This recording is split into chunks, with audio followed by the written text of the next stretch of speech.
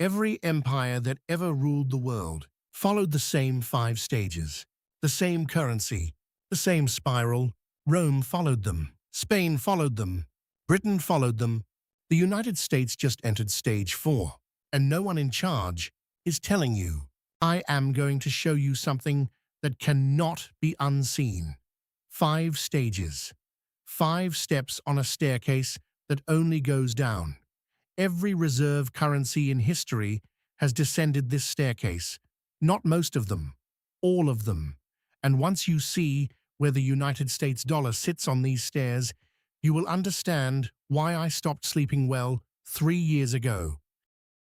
I spent years studying monetary history, not because I wanted to, because something kept nagging at me. The patterns I kept seeing were too consistent, too predictable, too terrifying to ignore. Every dominant empire in recorded history followed the same arc, the same stages, the same ending, and the United States dollar is following that arc right now. I wish I could tell you otherwise. I wish I could show you an exception. I cannot. In 1944, the world gathered at Bretton Woods, New Hampshire. 44 nations came together to build a new monetary order. The United States dollar became the global reserve currency. It replaced the British pound sterling. The pound had held that status for over a century. That was 80 years ago. And here is the part no one wants to say out loud. Historically, reserve currency status lasts roughly 80 to 100 years. Then it ends. Not gradually, completely. We have entered that window. When was the last time you checked what your dollar actually buys compared to 10 years ago? I used to believe the dollar was different. We all did. America won the wars. America won the peace. America built the system. The dollar was the foundation of that system. It was supposed to last forever. But I started looking at the empires that came before us. I studied their currencies, their debt levels, their patterns of expansion. And I found something that changed how I see everything. Something that keeps me awake at night. The Roman denarius was the reserve currency of its world. For centuries, it dominated trade across 3 continents. Merchants from Britain to Persia accepted it without question. The coin started as approximately 95% pure silver. By the time Rome fell, it contained less than 5%, the same metal, the same name, the same imperial stamp, but the value had been drained out of it, slowly at first, then all at once. The denarius kept its name, the empire kept its symbols, but the wealth was gone, transferred. The people never saw it happen until it was over. Spain did the same thing. The Spanish silver real fueled global commerce for over a century. It built an empire that stretched across 2 hemispheres. Then came the borrowing, the wars, the debasement. Britain did the same thing. The pound sterling ruled international trade for over 100 years. It financed the largest empire in human history. Then came the borrowing, the wars, the debasement. Every single time, the same 5 stages, the same spiral, the same ending. No exceptions. Do you know how many countries are actively reducing their dollar holdings right now? I did not want to believe we were on the same path. I looked for exceptions. I searched for empires that broke the pattern, that reversed the spiral, that saved their currency at the last moment. I studied every monetary collapse I could find. I spent months in the data, the charts, the historical records. I found none, not one. In over 2,000 years of monetary history, 0 exceptions. Every empire believed it was different. Every empire was wrong. The United States national debt now exceeds $36 trillion. Let me write that number differently so it lands. We owe over 36 trillion. That is more than the combined economic output of China, Japan, Germany, and Britain. That number grows by approximately $1 trillion every 100 days, not every year. Every 100 days. This is not projection. This is measurement. This is stage 4 acceleration in real time. And the pattern says, what comes next?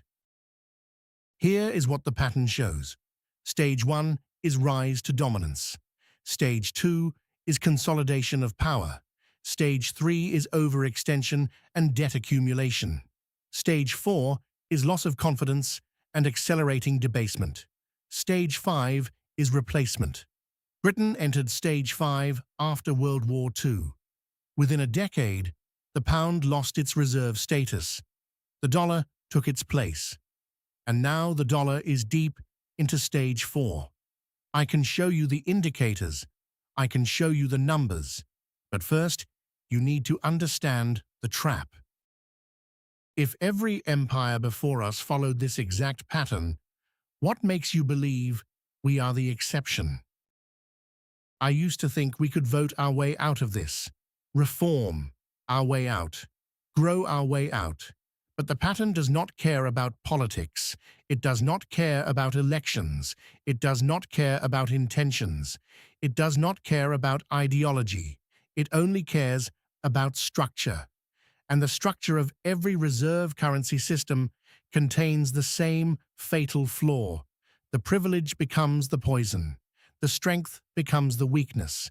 The trap is built into the design itself. Understanding that trap is where we begin.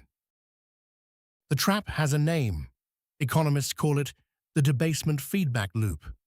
But that clinical term hides what it really is. It is a one-way door. Once an empire walks through it, no empire has ever walked back. I have searched the records. I have studied the collapses. The door only swings one direction. And I need you to understand exactly how this mechanism works, because once you see it, you will recognize it operating in real time, right now, in your currency, in your savings, in your life. Let me take you back to Rome, not to its glory, to its mathematics.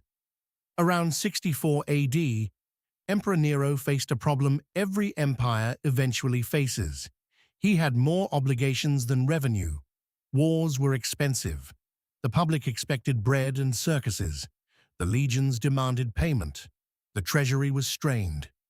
So Nero made a decision that seemed logical at the time. He reduced the silver content in the denarius, just slightly, maybe 10%. The coins looked the same. They spent the same. Nobody noticed. Problem solved. Except the problem was not solved. It was transferred, and it was multiplied. Here is what Nero did not understand. Here is what no emperor after him understood. Here is what I fear our leaders do not understand today. Debasement is not a one-time fix. It is the first step into a loop that feeds itself. When you reduce the value of the currency, prices rise to compensate. When prices rise, government costs rise. When government costs rise, the deficit grows. When the deficit grows, you need more currency. When you create more currency, prices rise again. The loop has no exit. It only has acceleration. Has your grocery bill gone up while your paycheck stayed roughly the same? Do you know the structural reason? By approximately 268 EAD, the Roman denarius contained less than 5% silver. What started as a small adjustment under Nero became a 2-century spiral. Every emperor faced the same choice: admit the currency was failing and face political collapse, or debase further and delay the reckoning. Every single one chose delay, not because they were stupid, because the structure gave them no other option. The trap was not a decision. The trap was the system itself. Emperor Diocletian saw what was happening. He was not blind. Around 301 AD, he issued the Edict on Maximum Prices, the most comprehensive price control in ancient history. He tried to stop inflation by decree. He made it illegal for prices to rise. He threatened merchants with death for charging too much. It failed completely. The edict was abandoned within years. You cannot legislate away a structural problem. You cannot outlaw mathematics. The loop continued until Rome itself could not continue. I used to think Rome was primitive, that we have better tools now, better understanding, better institutions. Then I looked at the Federal Reserve. The Federal Reserve was established in 1913. Its stated purpose was to stabilize the currency and prevent financial panics.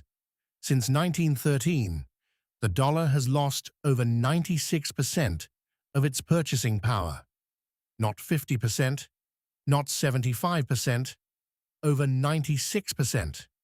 What cost $1 in 1913 costs approximately $32 today. This is not conspiracy. This is the Federal Reserve's own data. This is the official inflation calculator. This is what stabilization looks like when the structure demands debasement. Do you know what backs your dollar right now? Not what you were taught. What actually backs it today? Here is what backs the dollar. Nothing. No gold, no silver, no commodity, no asset. The dollar is backed by confidence, by the belief that tomorrow someone else will accept it at roughly today's value. That is the entire foundation. When I understood this, I understood why the pattern repeats. A currency backed by confidence can only fail one way: when confidence breaks. And confidence breaks when the debasement becomes undeniable, when the math becomes visible, when the loop accelerates past the point of disguise. The mechanism is identical across every empire. Only the technology changes. Rome clipped coins and reduced silver content. Spain inflated the money supply with colonial gold and silver until it destroyed its own economy. Britain printed pounds to finance 2 world wars and an empire it could no longer afford. America prints digital dollars and calls it quantitative easing. Different methods, same mathematics, same loop, same direction, same ending. I want you to understand something about this loop. It is not driven by malice. It is not a conspiracy. It is structural inevitability. Every leader who enters the loop believes they will be the one to manage it, to control it, to exit it gracefully. Every leader is wrong. The loop does not care about intentions. It only cares about mathematics. And the mathematics always win. Always. No exceptions in recorded history. I looked for one. I needed there to be one. There is not. If Rome could not stop debasing once it started, what mechanism exists today to stop the Federal Reserve? The Federal Reserve has no structural limit on dollar creation. There is no gold window. There is no silver standard. There is no external constraint. The only limit is their judgment, their discretion, their decision about how much is too much. And when the deficit demands more dollars, when the debt payments demand more dollars, when the system itself demands more dollars to avoid immediate collapse, what do you think they will choose? What have they chosen every single time since 2008? The loop is not theoretical. The loop is operational. The loop is active right now. This is what I need you to carry into the next part. The mechanism is not American. It is not modern. It is not fixable by policy. It is the inevitable result of fiat currency meeting imperial overreach. It happened to Rome over 2 centuries. It happened to Spain over 150 years. It happened to Britain in decades, and it is happening to America now. But here is what keeps me awake. The timeline is compressing. Each cycle moves faster than the last, which means we need to know exactly where we stand on the 5 stages. And I can show you. The evidence is not hidden. It is simply not discussed. The evidence is not hidden. It is simply not discussed. Let me show you where we are. Let me walk you through the 5 stages as they apply specifically to the United States dollar. Not theory, not projection. History that has already happened. Stages we have already passed. And when you see the timeline compressing with each stage, you will understand why I believe we are running out of road. Stage 1 is the rise to dominance. For America, this began with World War I. Europe destroyed itself. American factories supplied the war. American banks financed the reconstruction. Gold flowed from London to New York. By 1920, the United States held the largest gold reserves on Earth. By 1944, at Bretton Woods, we formalized what the wars had already decided. The dollar became the center of the global monetary system. 44 nations agreed. The dollar would be backed by gold. Other currencies would be backed by the dollar. America sat at the top. Stage 1 complete. Stage 2 is consolidation of power. This lasted from 1944 through the mid-1960s. American manufacturing dominated global markets. American military bases spread across the world. The Marshall Plan rebuilt Europe with dollars. The dollar was as good as gold, better than gold. You could exchange dollars for gold at a fixed rate, $35 per ounce, guaranteed by the United States Treasury. The system worked because America ran surpluses. We exported more than we imported. We earned more than we spent. The math balanced for a while. Did anyone ask your permission before the dollar was severed from gold in 1971? Stage 3 is overextension and debt accumulation. This is where the loop begins to spin. The Vietnam War cost more than the Treasury could bear. President Johnson wanted guns and butter, war abroad and social programs at home. The deficit grew, and foreign nations noticed. They started exchanging their dollars for American gold. France sent warships to collect their gold from New York. The gold reserves were draining. The math was breaking. Something had to give. On August 15, 1971, President Nixon made the most consequential monetary decision in modern history. He closed the gold window, unilaterally, without warning, without vote, without consent. The dollar would no longer be convertible to gold. The Bretton Woods system died that Sunday night.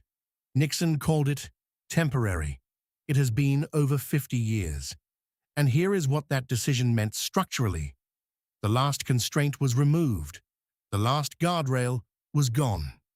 From that moment forward, there was no external limit on how many dollars could be created. The loop was now unconstrained. I want you to understand what happened next, because this is where Stage 3 accelerated. Without the gold constraint, deficits no longer mattered the same way. The Federal Reserve could create dollars to purchase government debt. The government could spend without immediate consequence, and spend it did. But the system needed one more piece to survive. It needed demand for dollars. It needed a reason for the world to keep holding a currency backed by nothing. The answer came in approximately 1974, the petrodollar arrangement. The United States reached an agreement with Saudi Arabia. Oil would be priced in dollars. Saudi Arabia would recycle its profits into American Treasury bonds. In exchange, America would provide military protection. Every nation that needed oil would need dollars first. Demand was guaranteed. The dollar's reserve status was preserved, but it was preserved artificially. It was preserved by arrangement, not by value, and arrangements can end. If the Federal Reserve balance sheet grew nearly 9 times in 14 years, what do you think happened to the purchasing power of your savings? Let me show you the acceleration. The Federal Reserve balance sheet tells the story clearly. For decades, it held steady at a few $100 billion. Then 2008 arrived. The financial crisis, the bailouts, quantitative easing. By 2008, the balance sheet was approximately $900 billion. By 2014, it exceeded $4 trillion. By 2022, it exceeded $8 trillion. In 14 years, the Federal Reserve created more dollars than in the previous 95 years combined. This is stage 3 in terminal velocity. This is the debasement loop running at full speed. Quantitative easing is the modern form of debasement. The mechanism is different. The effect is identical. Rome reduced silver content in coins. The Federal Reserve creates digital dollars to purchase government bonds. Both transfer wealth from savers to debtors. Both erode purchasing power over time. Both follow the same mathematics. The Romans could not see what was happening until it was too late. We have no such excuse. We have the data. We have the charts. We have the history. We know exactly what this looks like. How many of the 5 stages do you think we have already passed? Here is where the timeline terrifies me. Stage 1 lasted roughly 25 years. Stage 2 lasted roughly 20 years. Stage 3 lasted roughly 50 years, but accelerated dramatically after 2008. Each stage should last shorter than the one before. That is what the pattern shows. That is what happened to Britain. That is what happened to Spain. The spiral accelerates as confidence erodes, and stage 4 is not approaching. I believe it has already begun. I can show you the indicators. I can show you the measurements. I can show you exactly what stage 4 looks like when it arrives, because it looks like right now. Stage 4 looks like right now. Let me show you what I am seeing. Let me show you what the institutions see, but will not say. The indicators are not hidden. They are published. They are measured. They are accelerating. And when you see them together, you will understand why I believe the confidence fracture has already begun. Central banks are the smart money. They do not speculate. They do not panic. They move slowly and deliberately. Their job is to preserve national wealth across generations. So when central banks change behavior dramatically, it tells you something fundamental has shifted. In 2022, central banks globally purchased over 1,000 tons of gold. That was a record. In 2023, they did it again. Over 1,000 tons. Back-to-back years of record accumulation. These are not retail investors watching YouTube videos. These are the institutions that manage sovereign wealth. They are buying gold at the fastest pace in recorded history. They are selling dollars to do it. If central banks worldwide are buying gold at record levels, what do they understand that you have not been told? I spent months trying to explain this away. Maybe it was diversification. Maybe it was routine rebalancing. Maybe it meant nothing. Then I looked at who was buying. China, Russia, India, Turkey, Singapore. The nations buying gold most aggressively are the same nations building alternatives to the dollar system. This is not coincidence. This is coordination. This is stage 4 behavior. This is what it looks like when the world begins to hedge against your currency. Not loudly, not dramatically, quietly, steadily, irreversibly. BRICS expanded in January 2024. What started as Brazil, Russia, India, China, and South Africa now includes more nations. The expanded group represents approximately 45% of the world population. They are building payment systems that bypass the dollar entirely. They are settling bilateral trade in their own currencies. China and Russia now conduct most of their trade in yuan and rubles, not dollars.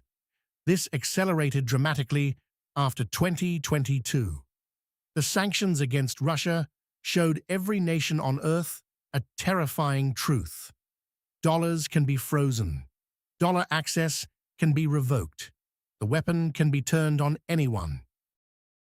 I do not think Washington understood what they demonstrated.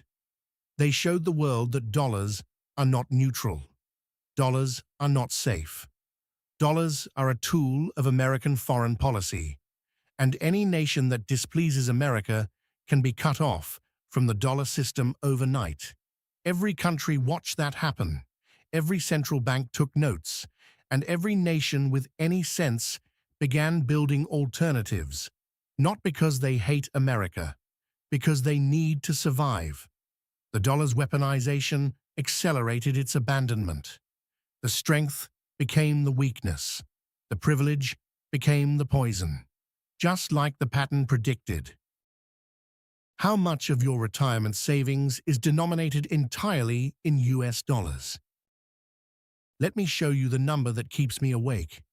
In fiscal year 2024, United States net interest payments on the national debt exceeded $1 trillion.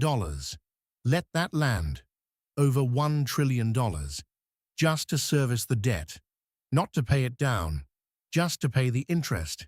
That number now exceeds the entire defense budget. We spend more on interest payments than we spend on the military. And here is the trap. When interest payments rise, the deficit rises. When the deficit rises, borrowing rises. When borrowing rises, interest payments rise further. This is the debasement loop in its final form. The snake is eating its tail. The Federal Reserve faces an impossible choice. They can raise interest rates to protect the dollar's value. But that makes debt service even more expensive. It risks collapsing asset markets, it risks recession, or they can lower rates and print more dollars. But that accelerates debasement. It accelerates inflation. It accelerates the loss of confidence. There is no good option. There is only which form of pain arrives first. This is what stage 4 looks like from inside. Every door leads to the same room. Every choice leads to the same outcome. The trap has no exit. I keep returning to one question. What is the dollar actually worth? Not in other currencies, not in exchange rates, in purchasing power.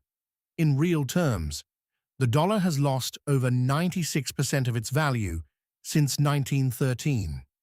It has lost approximately 25% since 2020 alone.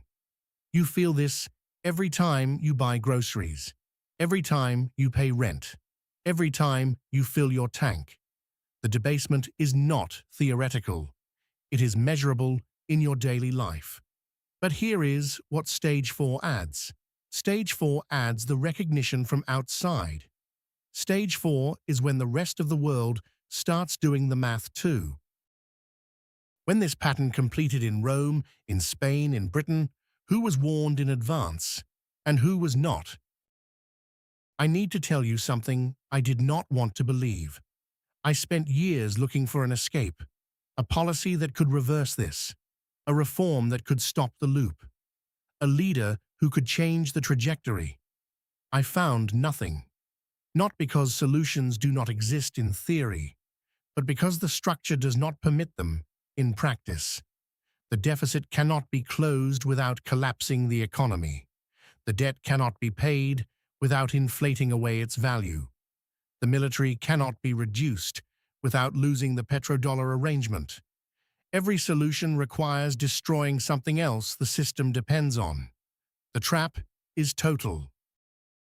The illusion I carried for years was simple. America is different. The dollar is different. We are the exception.